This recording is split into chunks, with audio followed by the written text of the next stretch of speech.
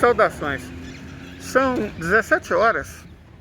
Então a temperatura muito agradável. Hoje chegou só a 31, tá tranquilo, a umidade tá bastante razoável. Então as condições não são certo. E vamos tentar misturar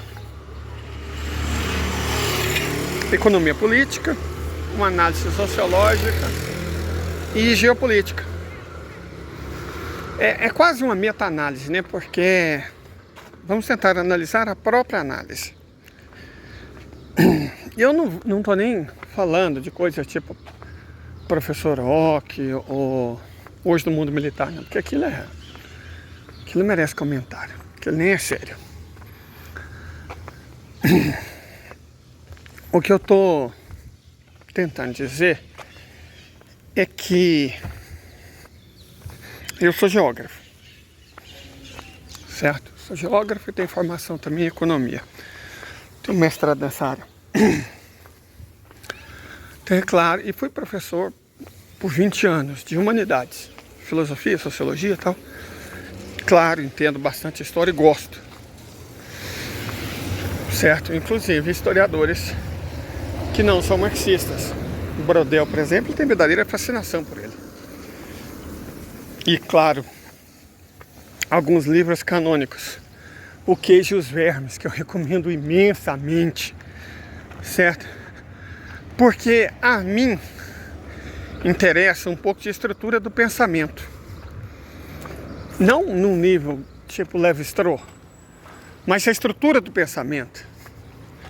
Ela é importante, porque no limite, ainda que a geopolítica seja uma ciência, e ela é, às vezes a gente vê umas análises tão rasas que a gente se esquece disso. Pensa que é só um grupo de torcedor palpiteiro. Mas ela é uma ciência. Certo? Tem um ramo da geografia chamado geografia política. E tem uns bascos muito bons nisso. José Arreortua, para mim, é o melhor. Tem vários outros. Então, o que eu quero dizer? É que a gente precisa de fundamentos. Tanto que, se você pega os livros mais importantes da geopolítica, eles acabaram sendo escritos antes da geopolítica ser sistematizada mesmo enquanto ciência, ou pelo menos enquanto ramo da ciência. Certo? Geopolítica, ela não tem a ver com relações internacionais. Relações internacionais são outra coisa. Diferente, totalmente diferente. A geopolítica é uma mistura da geografia política, que também é uma coisa diferente, com a própria ciência política.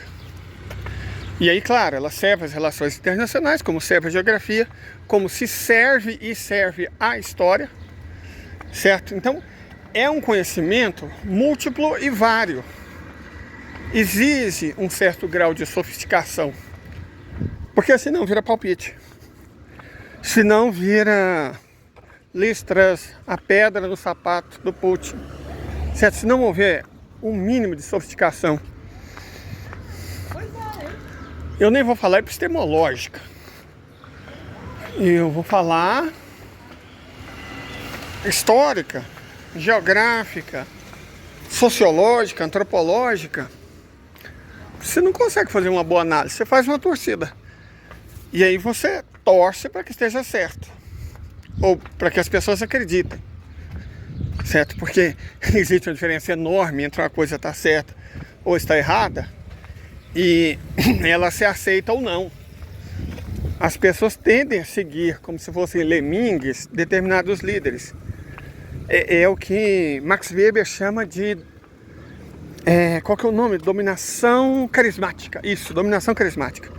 Max Weber chama isso de dominação carismática. A capacidade que uma pessoa tem de convencer os outros de que é dono de determinados poderes. E aí ele exerce dominação, no sentido de capacidade de encontrar obediência. Certo? De vez em quando, os haters mais trotskos, certo? Mais marxistas, eu não me importo. Eles são divertidos e, de modo geral, são honestos. Não, né? O hate deles não é porque eles querem avacalhar o processo. Eles são intelectualmente honestos. Tem lá a limitação deles, né? Porque encaram o marxismo como religião. Aquela coisa que o próprio Lenin não recomendou, né?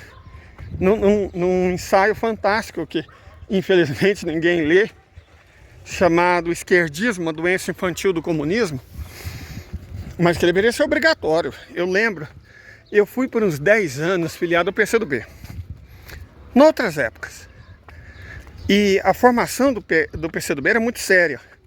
Sabe, a gente tinha que ler Marx, a gente debatia Marx, mas também debatia Lukács, debatia Gramsci, Rosa Luxemburgo, evidentemente, Lenin, Mao Zedong, até Enver Hoxha a gente discutia, que tem que discutir, certo? Foi uma época interessante do PCdoB.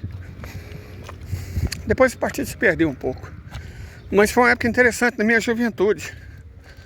Quando eu entrei na faculdade, eu entrei vindo do exército, entrei raça para Carvalho, mas já as coisas foram se esclarecendo para mim, já no meio do curso, né, por moto própria. Eu falei, bom, o entendimento que eu tenho da realidade agora é outro, então a perspectiva que eu devo ter diante dessa realidade também deve ser outra. E eu me filiei ao PCdoB e fui filiado uns 10 anos. Né? E nesses 10 anos, evidentemente, eu estudei bastante. Até porque a própria militância existia. Uma época que na minha cidade o PCdoB chegou a fazer vereador. E mais de uma vez. Certo? A esquerda chegou a ser forte aqui. Inclusive, Catalão, a cidade de onde eu falo, teve o primeiro prefeito socialista desse país. Certo? O primeiro prefeito socialista desse país foi da minha cidade. Tivemos o primeiro sindicato do estado de Goiás. Não é uma coisa de se espantar, porque a nossa capital Goiânia foi fundada por Pedro Ludovico Teixeira na década de 1930. E a cidade de Goiás não era a maior cidade do estado. Nossa cidade do estado, até 1920, era exatamente a minha cidade, Catalão. Por conta da ferrovia, né? Essa ferrovia que vocês estão vendo ali, para onde eu estou me dirigindo. A ferrovia trouxe muita prosperidade para essa cidade, para essa região toda. E ideias areadas, ideias novas, Catalão chegou a ser chamada de Atenas de Goiás, né? Cognominada Atenas de Goiás. Hoje não. Hoje a cidadezinha caipira é dominada por coronéis de origem sírio-libanesa. Mas já foi uma cidade bem mais próspera do que é hoje, apesar de você não pode acusar Catalão de não ser próspera. Mas já foi muito mais. Certo? E de ideias mais avançadas, né? E mesmo aqui, na minha cidade, no segundo turno, o Bozo ganhou por pouquíssimos votos. Mas se você junta a micro-região, as cidades, né, cidadezinhas em volta, aqui o Lula ganhou. No primeiro turno ganhou em todas as cidadezinhas da região, incluindo Catalão.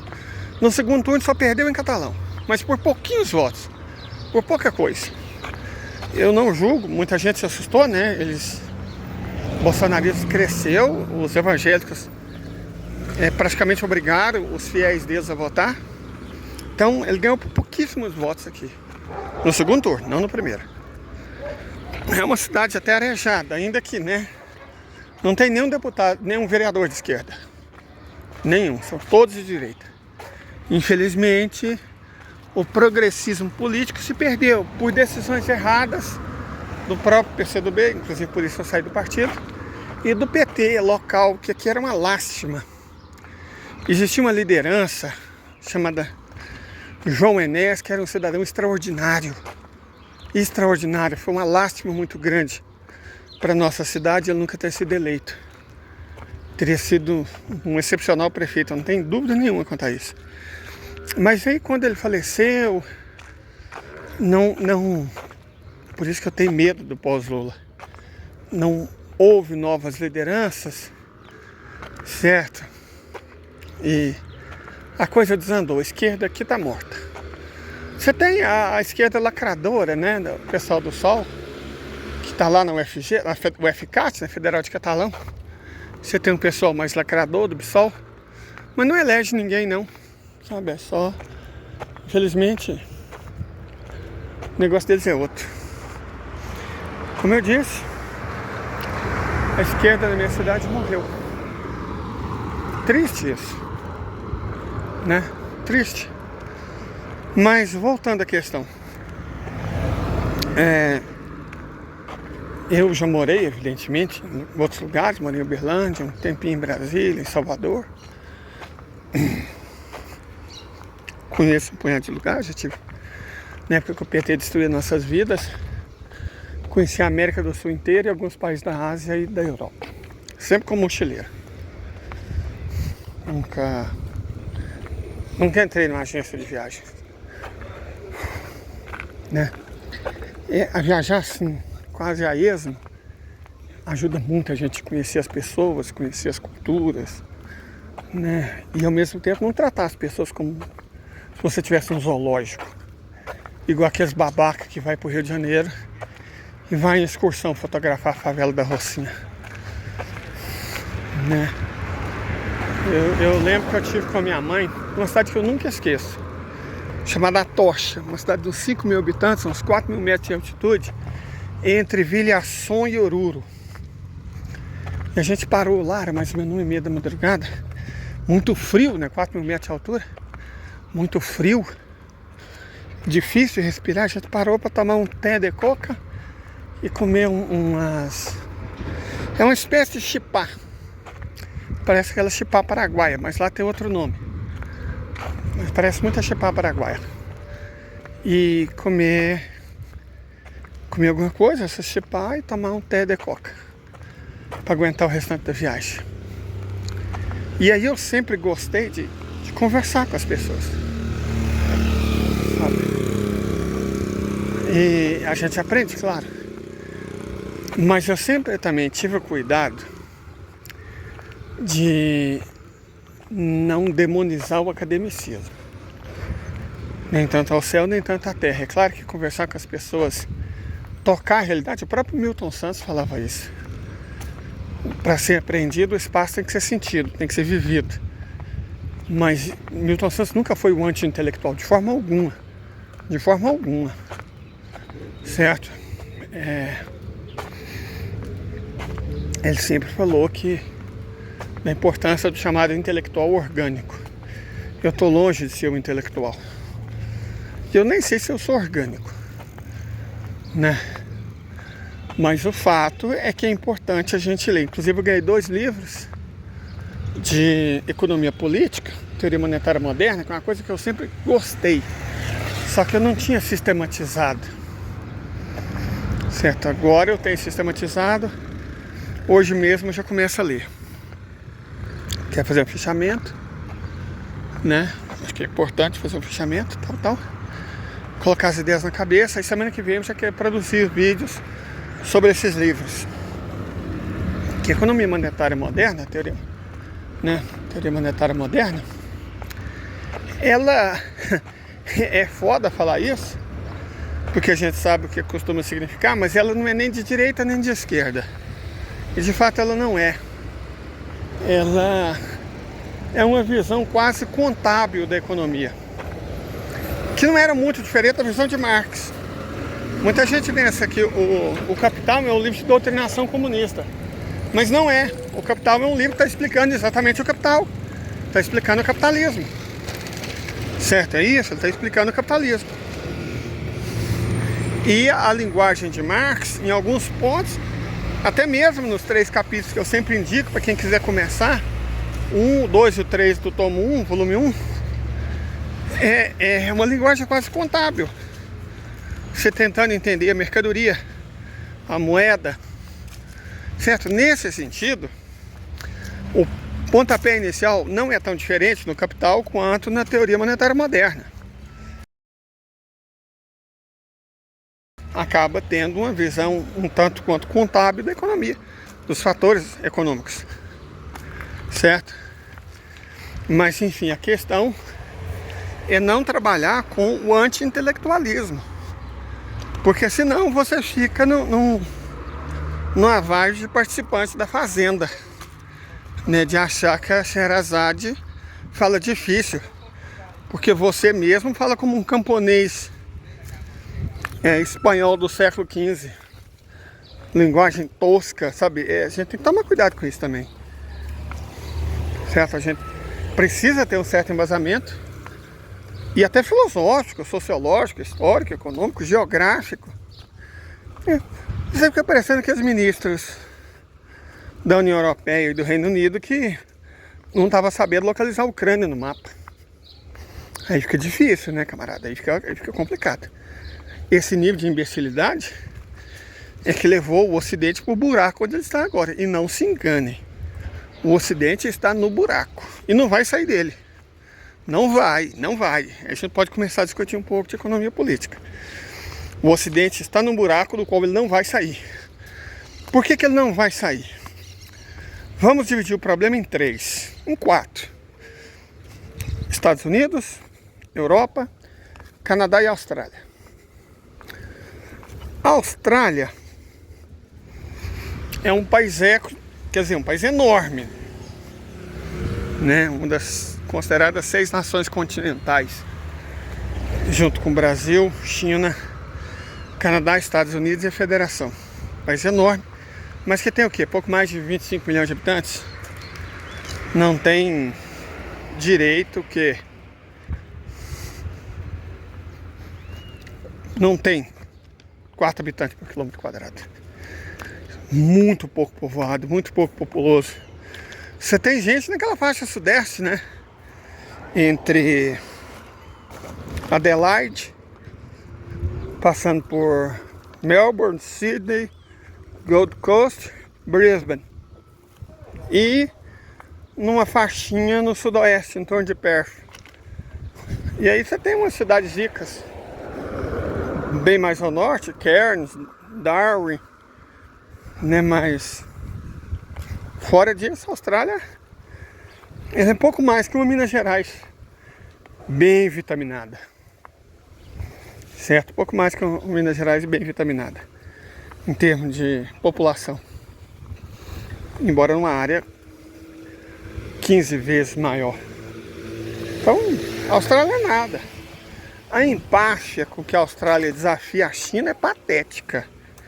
Parece aquele chihuahua latindo para um Doberman. Certo? Chihuahua latindo para um Doberman, um pitbull.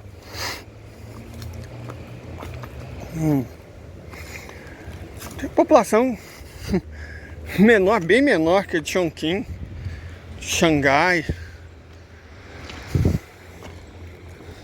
Beijing. Não, pelo amor de Deus, né? Nossa, tá vendo? Esquece a Austrália. Um fazendão com minérios e caipiras ignorantes, racistas. Aí você tem o Canadá. O Canadá, cara, era tipo uma promessa. Tem o mesmo problema da Austrália. Tipo, não tem gente. Tem o quê? Uns 10 milhões a mais? Nem isso, tem menos. Só que é o segundo país do mundo em extensão territorial, né? Quase 10 milhões de quilômetros quadrados, menor só que a Rússia, mas maior que a Europa, maior que a Oceania. País enorme. Sem gente. 90% da população mora numa faixa de 300 quilômetros no sul, ao longo da fronteira com os Estados Unidos. O Canadá é um país de 2 metrópoles e meia. Toronto, Montreal, a meia é Vancouver. E aí você tem umas cidades médias, do tamanho de Uberlândia, Ribeirão Preto, que é Winnipeg, Calgary, Edmonton, Regina, Quebecville, sabe, London, essas cidadezinhas da região metropolitana de Toronto. Halifax já começa a virar, né, piada. Ottawa também é uma cidadezinha até grande, né, essa faixa de Uberlândia e Ribeirão Preto. Mas de Halifax para baixo já virou interior de Minas Gerais, né? E aí o Canadá tinha uma qualidade de vida boa. Era um país famoso pela sua qualidade de vida, até que eles elegeram um presepeiro, Justin Trudeau, filho, né, do Pierre Trudeau, que já havia sido primeiro-ministro, tanto do Quebec quanto do próprio Canadá.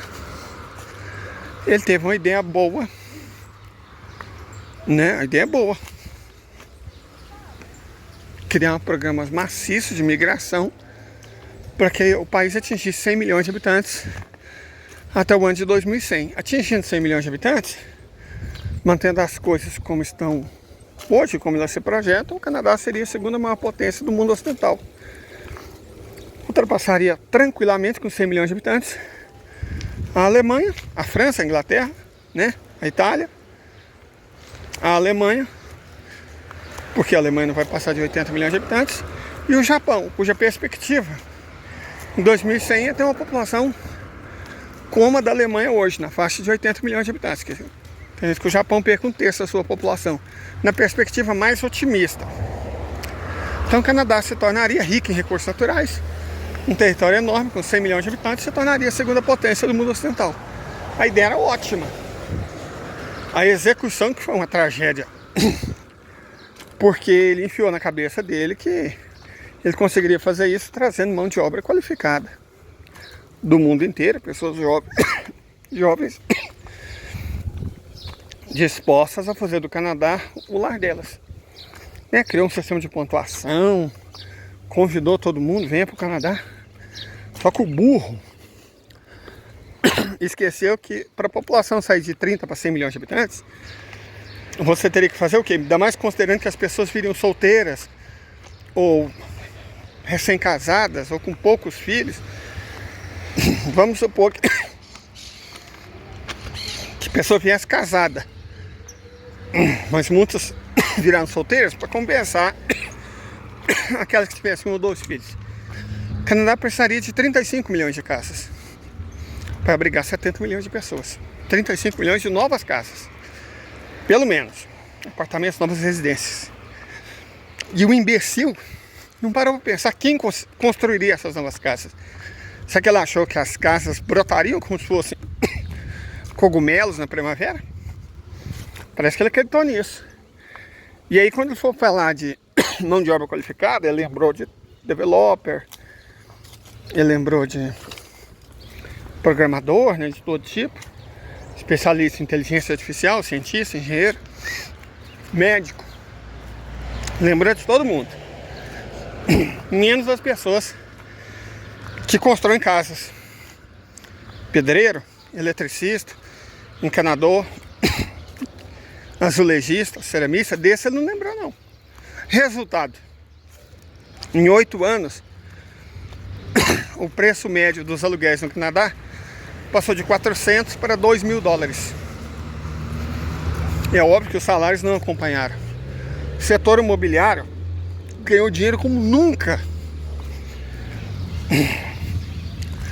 Só que as pessoas que gastavam o quê? 20% do salário delas com habitação passaram a gastar 60%.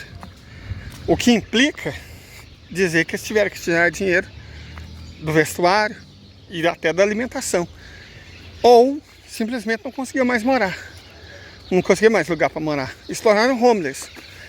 Só para vocês terem uma ideia, só a província de Ontário, 750 mil pessoas dependem de tickets de alimentação. E a quantidade de homeless no Canadá é impressionante. Em todas as 2 metrópoles e meia, né? Toronto, Montreal e Vancouver. Nas cidades médias, Winnipeg, Calgary, Edmonton, Regina, Ottawa, Quebecville, e até nas cidades pequenas, né? Halifax para baixo de St. John's,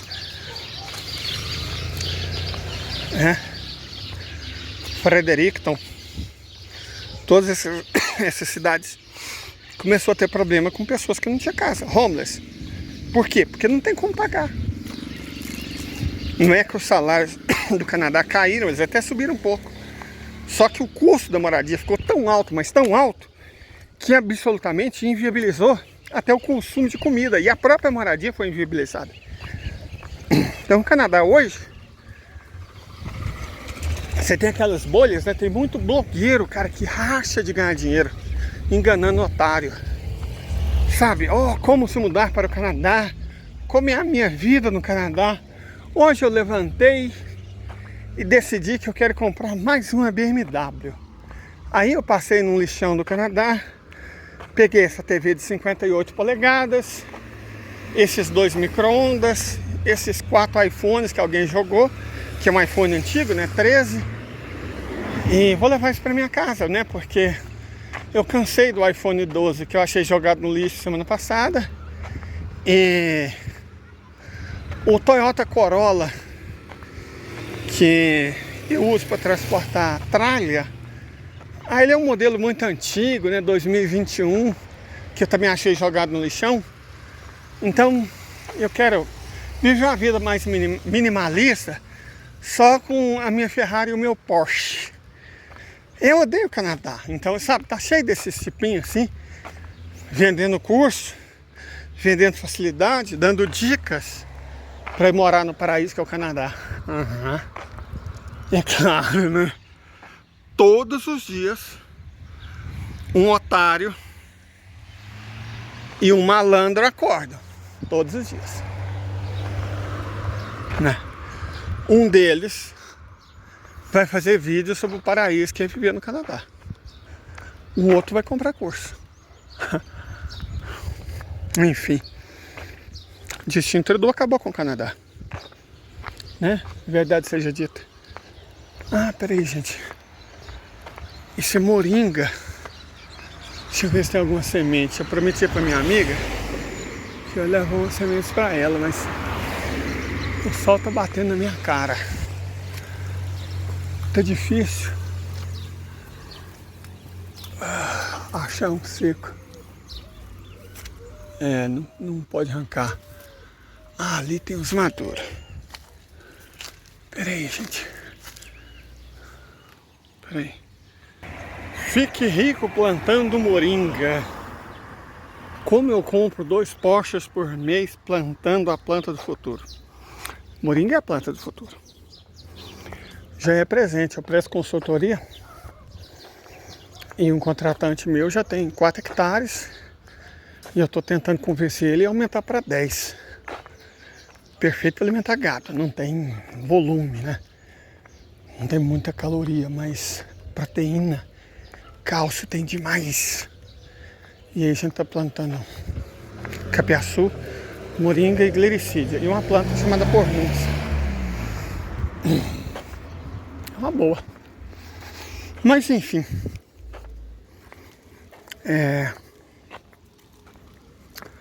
Canadá, graças ao senhor Justin Trudeau, se perdeu. Não bastasse isso, ele ofendeu severamente a Índia. E o Modi não guarda pau para bater em cego, não. Mandou expulsar uma carrada de diplomata canadense. Na prática, os 2 países não têm mais relações diplomáticas. Justin Trudeau estragou tudo. E já tinha irritado profundamente, mas profundamente o Xi Jinping, né? Porque não sei se vocês se lembram, o Canadá mandou prender a presidenta Huawei por 2 anos sem acusação formal verdadeira. Ficou preso lá 2 anos no Canadá. Isso destruiu qualquer relação possível, minimamente amigável, entre o Canadá e a China popular, né? E agora ele também não tem mais relações com a Índia, mais uma vez por babaquice da parte canadense. Você chutar as bolas dos Estados Unidos dentro do Canadá quebra tudo. Aí não dá, né, irmão? Não dá pra você ser uma potência sendo baba-ovo de outra. Então o Canadá não tem mais relação com a Índia nem com a China. Evidentemente também não tem com a Rússia, né? Olha o que o Justin Trudeau fez. Na época da pandemia, o Canadá estava numa situação desesperadora. A Rússia encheu um avião com tudo que tinha de equipamento médico, hospitalar, e mandou para o Canadá. Sabe o que o filho de uma cadela de Justin Trudeau fez? Confiscou o avião, argumentando que eram sanções, e a proposta dele é vender e dar o dinheiro para a Ucrânia. Isso porque o Putin mandou equipamento médico para o Canadá no avião. Então esse é o Justin Trudeau, né? Ele não tem mais relações com Rússia, não tem mais relações com Índia, não tem mais relações com China. Ficou só ele e o clubinho dele, né? Quebrou as pontes com a asa tudo. Só tem conversa com os outros puxa-saco dos Estados Unidos. No caso, cara, essa paisagem tá tão bonita. Vamos conversar um pouco aqui, filmando o pôr do sol. Eu já filmei uma vez no nascer do sol, não sei se vocês chegaram a ver o vídeo, na fazenda, no sítio, onde eu trabalho de vez em quando. Vamos ver se a gente vê o pôr do sol. Então, o Canadá quebrou as pontes com a Eurásia, com as novas potências, tudo para agradar os Estados Unidos. E esse é o Justin Trudeau. Não. É isso, cara. Não passa disso, não. Um babaca, bonitinho. Fiote Coronel. Não é muito diferente. Nossa, meu Deus, é um cão. Parece bem grande.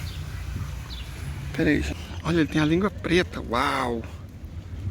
Não sei que raça, gente. Quem entende de cachorro, vocês viram, um cachorro tipo uma Akita, só que preto, e até a língua dele é preta. É um bom cão, pelo jeito. Mas voltando ao assunto. É um Canadá. Aí sobra o quê? União Europeia e Estados Unidos, né?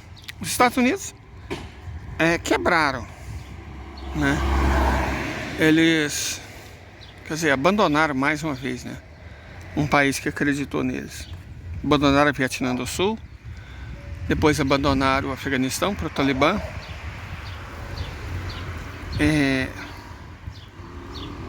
Abandonaram a Geórgia, né, do Mikhail Saakashvili.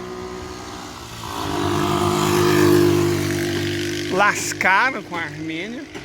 O Pashinyan é um morto-vivo, cara. O Pashinyan ainda está no poder, mas o Pashinyan já era. O Pashinyan já era. Certo? O Pashinyan já era. A Armênia já era.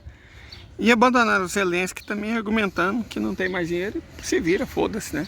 Você joga o país numa guerra contra a Rússia, apanha, e no meio da briga, no meio da súbula, você fala, não tem mais dinheiro não vou participar não. Isso é os Estados Unidos da América. Um país que não tem infraestrutura, cara. O país não tem infraestrutura. Você fala, vai reindustrializar. Como reindustrializar, gente? Eu vejo o Trump, make American Great Again, né? Faça a América grande novamente. Como? Vou reindustrializar. Que jeito? Não tem infraestrutura? A infraestrutura dos Estados Unidos parou na década de 70. E isso aqui não parou na década de 50. Qual foi a última grande ponte construída nos Estados Unidos? A última grande rodovia construída nos Estados Unidos? A última grande ferrovia construída nos Estados Unidos? O último grande aeroporto? O último grande porto? Não tem, cara. A última grande hidrelétrica? Não tem, cara. Não tem.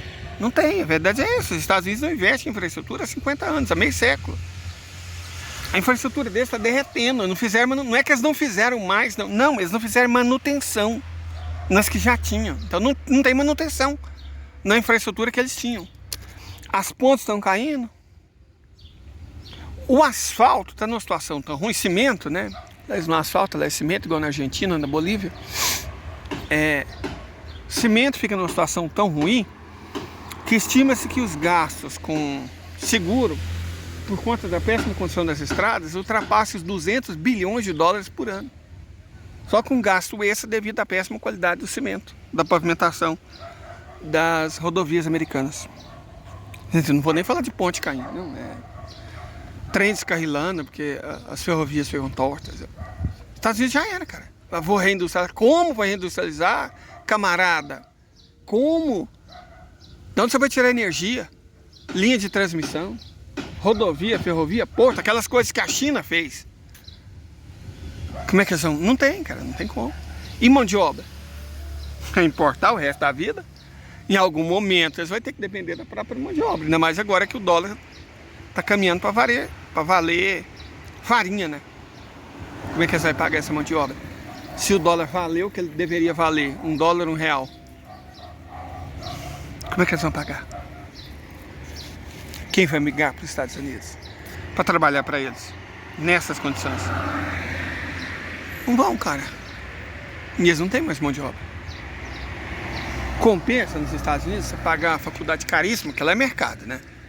Faculdade caríssima, por isso tem tanta gente endividada. A pessoa sai da faculdade devendo 30, 40, 50, 80 mil dólares. 100 mil dólares. Conforme o curso, conforme a faculdade, 200 mil dólares. Você sai devendo isso tudo, né? E aí como é que você vai ganhar dinheiro para pagar? Correto? Que profissão compensa? A verdade é que nenhuma. A verdade é que nenhuma. Não tem curso superior que valha o que você ganha para trabalhar nos Estados Unidos, não. Não que compense pagar financiamento, né? Isso é verdade. Então vocês estão vendo que lindo pôr do sol de Goiás? Não tem filtro nenhum. Vocês estão acompanhando, eu estou filmando. Eu só aproximei um pouco para vocês verem. Deixa eu até ver se dá para aproximar mais.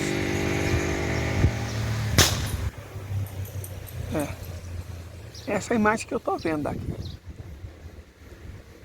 Essa é a imagem que eu estou vendo. Sem filtro.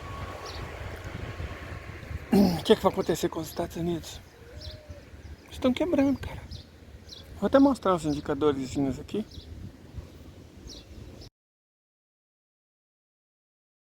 Deixa eu resumir a situação. Pega um punhado de indicadores. Todo tipo de indicador. De dívida, de déficit, de fraqueza sistêmica no mercado imobiliário, no mercado acionário, no mercado de crédito, de endividamento. E você vai ver, em todos esses caminhos que de maneira independente levam ao desastre, você vai ver todos esses caminhos, todas essas possibilidades de tragédia econômica, financeira, social, caminhando para o mesmo lugar, o precipício. Certo? Então, os Estados Unidos, por uns 8 caminhos diferentes, estão na borda do precipício. Qual desses caminhos vai conduzir ao passo final e definitivo? Não sei, cara. Não sei, camarada. Mas esse passo está para ser dado e não tem como voltar para trás. Nenhum desses 8 passos. Todos eles estão na direção do abismo, estão na porta do abismo e estão só esperando a tragédia acontecer.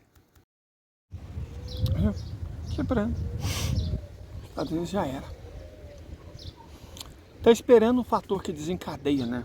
Em um país que vem tropicando há muito tempo, e só está esperando para cair de vez. Só isso, esperando para cair de vez.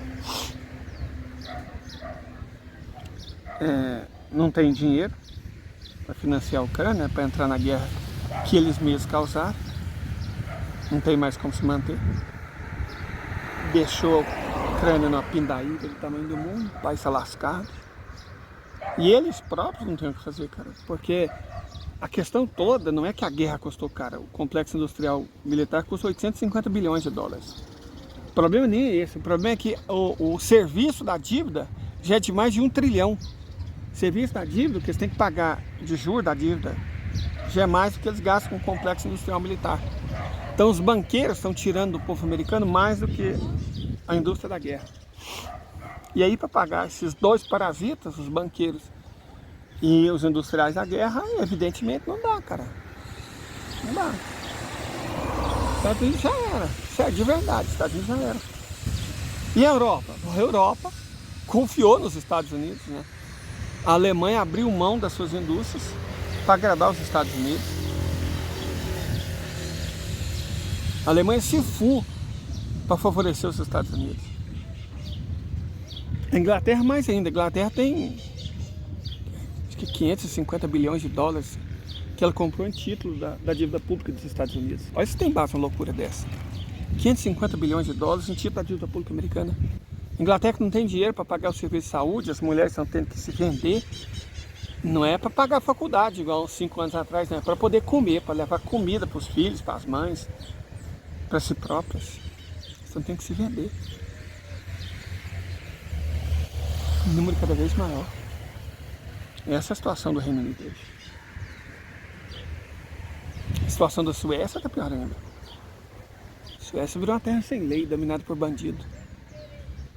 Porque com a desculpa de fornecer... Deu um Canadá, né? Virou um ninho de todo tipo de traficante, terrorista, mafioso, né? Em bolsa de liberdade de expressão. A Suécia encheu-se a si mesma, né? De todo tipo de fascínio, né? De bandido. Você leva bandido, o que é que bandido sabe fazer? Bandidagem é o que está fazendo a Suécia. Suécia está morta. E aí você pega a situação da Bélgica, da Holanda, que está vivendo de destruir a própria agricultura para agradar os verdes, de comprar título da dívida pública americana. É óbvio que nessa situação não vai funfar, né? É óbvio que não vai funfar. Está lascado, está perdido. A Europa também já era. Europa, eu vivo falando, é o continente mais pobre que tem no mundo. Não tem recurso energético, não tem recurso natural. O que tinha, como é o berço da civilização, como eles gostam de se chamar, cara, a prata vem sendo explorada na Europa o quê? 4.000 anos? O ouro há 3.000? O chumbo, o estanho, o carvão. Séculos e séculos e séculos explorando tudo que eles tinham, ficaram sem nada, cara. É o que acontece. Eles não tem mais. Eles tinham que roubar primeiro das Américas, depois da Índia, da China, depois da África. Como eles estão sendo expulsos até da África, eles vão roubar de quem? A Rússia vendia para eles barato, mas eles resolveram fazer guerra com a Rússia para agradar os Estados Unidos. Então não tem de onde tirar recurso energético. Não tem de onde tirar matéria-prima, não tem de onde tirar recurso natural. O solo é pobre, então não tem como produzir. Onde tem como produzir? Por exemplo, a Holanda estão matando a agricultura para agradar os verdes. Então a Europa também morreu. Aquilo que vocês estão vendo e estão acompanhando é o ocaso do Sol, sabe? Lá ele já se foi. Como a Terra é curva, aquilo que vocês estão vendo é a luz residual. Dizem que o Sol já entrou, mas ainda tem uma luz residual que vai ficando. É o ocaso. A famosa luz crepuscular, que um cantor que eu gosto muito. No horizonte, enfim, enchendo de tristeza, a luz crepuscular. Certo? A luz crepuscular é aquilo. Aquela é a Europa. Aquele é o Ocidente inteiro. Com o fim do Ocidente, as colônias americanas, a da China, né, Taiwan vai voltar para a China, a da Coreia, Coreia do Sul vai voltar para a Coreia verdadeira, né, Coreia Livre do Norte. E eu acredito que a colônia americana no Japão, que é o próprio Japão, se torne livre, independente. Os japoneses são muito mais inteligentes do que parece. Eles são espertos, estão só esperando. Os árabes já pularam fora. Os indianos já foram expulsos pelos próprios imbecis do Ocidente. Os chineses igualmente. Estão sendo expulsos da África. Então vamos partir para cima. O Trump, se ganhar a gente nem sabe se vai ter eleição, e se tiver, a gente nem sabe quanto tempo o Trump governa. O mais provável, se o Trump ganhar, é que o país entre em guerra civil e se desfaça, balcanize. O Trump vai fazer o que no Brasil? Com que dinheiro, Carvalho? Eles não têm dinheiro, não. Não tem empresa, não tem engenheiro, não tem cientista, não tem tecnologia. Foi-se o tempo. Você tem medo desses panacas, não? Olha lá, a situação deles é essa. É o crepúsculo. Crepúsculo dos Ídolos, livraço do Nietzsche. E olha que eu nem sou fã do Nietzsche, mas eu já li os livros dele. Todos os que eu tive condição. Se você não gostar de alguém, principalmente que é um grande pensador, acho que o mínimo que você tem que fazer é ler ele, né? O mínimo que você tem que fazer é ler. Por isso que eu estava lá atrás, eu estava falando. A gente não pode intelectualizar demais as coisas, mas a gente também não pode fazer uma leitura rasa. Eu sou anarquista, e aí só a visão anarquista importa, só ela está certa? De forma alguma. Eu sou marxista, mas aí eu tenho que ser um marxista do tipo Enveródia, do tipo Trotsky, do tipo Stalin. Que babaquice, gente. Foi um grande homem, puta do epistemólogo.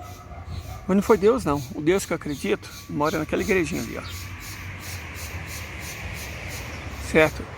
O Deus que eu acredito, ele se oferece em corpo, na forma da hóstia, nas terças-feiras. Hoje, 7 horas. Já tem até gente se preparando para estar lá com Deus. Eu não vou não, porque eu estou em pecado.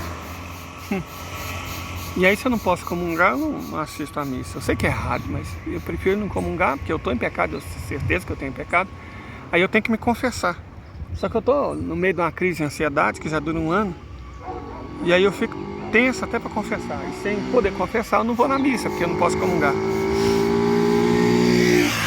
Mas eu sei que meu Deus está lá. Na verdade, meu Deus está no meio de nós. Ele não está acima de todos, igual disseram os babaca da minha própria igreja e uns crentes sem noção, não. Deus não está acima de todos. Deus está no meio de nós. Certo? Ele habita lá hoje, daqui a pouco ele vai estar lá. E o corpo dele vai ser entregue a todos os fiéis. Tomara que algum deles lembre de mim.